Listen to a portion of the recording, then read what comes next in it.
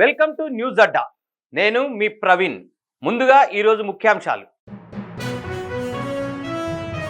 రేవంత్ రెడ్డి మామకు 23.5 లక్షల క్లెయిమ్ను తిరస్కరించిన ఇన్సూరెన్స్ కంపెనీ. 5 ఎమ్మెల్యేల అనర్హతపై స్పీకర్ తీర్పు, ఉత్కంఠగా తెలంగాణ రాజకీయం.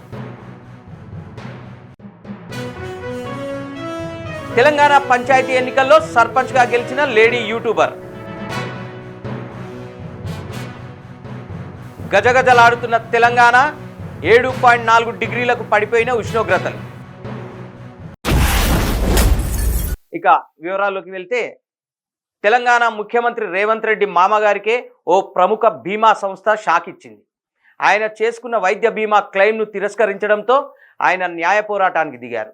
సీఎం మామ సూదిని పద్మారెడ్డి నివాబ్ భూపా ఇన్సూరెన్స్ కంపెనీపై హైదరాబాద్లోని 2వ వినియోగదారుల కమిషన్లో ఫిర్యాదు దాఖలు చేశారు. వివరాల్లోకి వెళ్తే, బంజారాహిల్స్ ఎమ్మెల్యే ఎంపీ కాలనీలో నివసించే పద్మారెడ్డి గత 5 ఏళ్లుగా నివాబ్ భూపా నుంచి 20 లక్షల రూపాయల పాలసీని తీసుకొని క్రమం తప్పకుండా రెన్యూల్ చేయించుకుంటున్నారు. ఈ ఏడాది మే 13న గుండె నొప్పితో ఆయన మెడికవర్ ఆసుపత్రిలో చేరారు. చికిత్సకు ఆయన 23.5 లక్షల బిల్లును చెల్లించి అనంతరం బీమా కోసం క్లెయిమ్ చేశారు. అయితే పద్మారెడ్డికి 3 ఏళ్ల వయసు నుంచే పోస్ట్ పోలియో పెరాలసిస్ ఉందని, ఆ కారణంతో క్లెయిమ్ను తిరస్కరిస్తున్నట్లు కంపెనీ పేర్కొంది. పాలసీ జారీ చేసేటప్పుడు లేవనెత్తని అభ్యంతరాన్ని ఇప్పుడు క్లెయిమ్ సమయంలో ప్రస్తావించడాన్ని పద్మారెడ్డి తన ఫిర్యాదులో తప్పుపట్టారు. గతంలో తెలంగాణ మాజీ సీఎస్ శాంతి కుమారి, మాజీ ఐపీఎస్ అధికారి డిఎస్ చౌహాన్ వంటి ఉన్నతాధికారులు కూడా వివిధ అంశాలపై వినియోగదారుల కమిషన్లు ఆశ్రయించారు. బీమా కంపెనీలు చిన్న కారణాలతో క్లెయిమ్లను తిరస్కరించడం, తీర్పులు వచ్చినా అప్పీళ్లతో కాలయాపన చేయడం సర్వసాధారణంగా మారిందని పలువురు అభిప్రాయపడుతున్నారు. తెలంగాణ రాజకీయాల్లో నెలకొన్న ఉత్కంఠకు తెరపడనుంది. బీఆర్ఎస్ నుండి కాంగ్రెస్ పార్టీలో చేరిన 5 ఎమ్మెల్యేలపై దాఖలైన అనర్హత పిటిషన్లపై స్పీకర్ గడ్డం ప్రసాద్ కుమార్ తుది తీర్పు వెల్లడించనున్నారు. ఈరోజు మధ్యాహ్నం 3:30 గంటలకు ఆయన తన నిర్ణయాన్ని ప్రకటించడంతో సర్వత్రా ఉత్కంఠ నెలకొంది. ఈ మేరకు ఇప్పటికే 5 ఎమ్మెల్యేల తరఫు న్యాయవాదులకు స్పీకర్ కార్యాలయం నుండి నోటీసులు అందాయి. 2023 అసెంబ్లీ ఎన్నికల్లో బీఆర్ఎస్ పార్టీ తరపున అరికెపూడి గాంధీ, తెల్లం వెంకట్రావు, బండ్ల కృష్ణమోహన్ రెడ్డి, ప్రకాష్ గౌడ్, గూడెం మహిపాల్ రెడ్డి విజయం సాధించారు. అయితే ఎన్నికల్లో కాంగ్రెస్ పార్టీ అధికారంలోకి రావడంతో ఈ 5 ఎమ్మెల్యేలు బీఆర్ఎస్ను వీడి కాంగ్రెస్లో చేరారు. పార్టీ ఫిరాయించిన వీరిపై అనర్హత వేటు వేయాలని కోరుతూ బీఆర్ఎస్, బీజేపీ నేతలు న్యాయస్థానాన్ని ఆశ్రయించారు. ఈ పిటిషన్లను విచారించిన సుప్రీంకోర్టు వారిపై వెంటనే చర్యలు తీసుకోవాలని స్పీకర్ను ఆదేశించింది. కోర్టు ఆదేశాల నేపథ్యంలో స్పీకర్ ప్రసాద్ కుమార్ ఈ ప్రక్రియను వేగవంతం చేశారు. ఆయన తీర్పు ఎమ్మెల్యేలకు అనుకూలంగా వస్తుందా లేక వ్యతిరేకంగా వస్తుందా అన్నదానిపై రాజకీయ వర్గాల్లో జోరుగా చర్చ జరుగుతోంది. ఒకవేళ స్పీకర్ వారిపై అనర్హత వేటు వేస్తే రాష్ట్ర రాజకీయాల్లో ఎలాంటి పరిణామాలు చోటు చేసుకుంటాయో వేచి చూడాలి.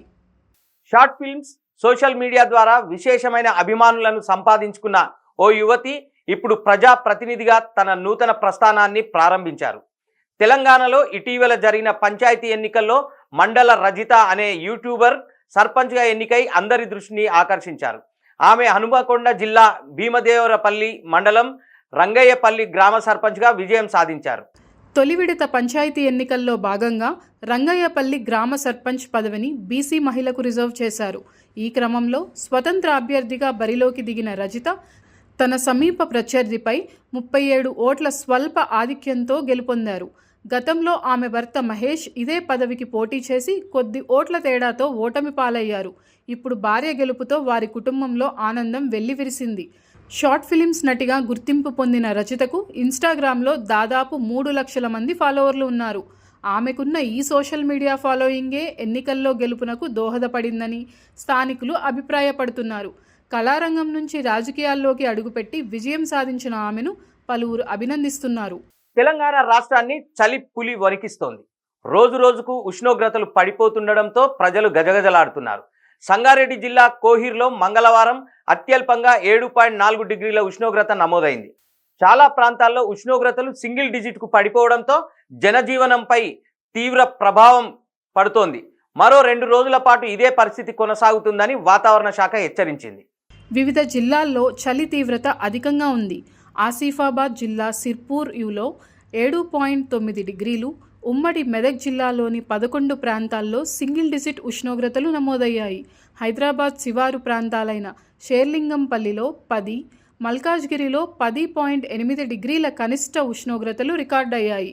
ఉదయం 9 గంటల వరకు కూడా చలి తగ్గకపోవడం, సాయంత్రం 5 గంటల నుంచే శీతల గాలులు వీస్తుండడంతో ప్రజలు ఇబ్బందులు పడుతున్నారు. ఉదయం వేళ రహదారులను దట్టమైన పొగమంచు కప్పేస్తుంది. ఈ నేపథ్యంలో హైదరాబాద్ వాతావరణ కేంద్రం కీలక హెచ్చరిక జారీ చేసింది.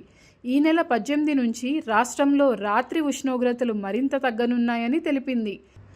7 జిల్లాలు మినహా మిగిలిన అన్ని జిల్లాలకు ఆరెంజ్ అలర్ట్ ప్రకటించింది. ఈ ప్రాంతాల్లో రాత్రి ఉష్ణోగ్రతలు 6 నుంచి 10 డిగ్రీల మధ్య నమోదయ్యే అవకాశం ఉందని పేర్కొంది. ముఖ్యంగా మంచిర్యాల, ఆసిఫాబాద్, జయశంకర్, భూపాల్పల్లి జిల్లాల్లో ఎముకలు కొరికే చలి ఉంటుందని, ప్రజలు అప్రమత్తంగా ఉండాలని అధికారులు సూచించారు. ఇవి ఇప్పటివరకు ఉన్న అప్డేట్స్. మరిన్ని వార్తలతో మళ్ళీ కలుద్దాం. నమస్కారం.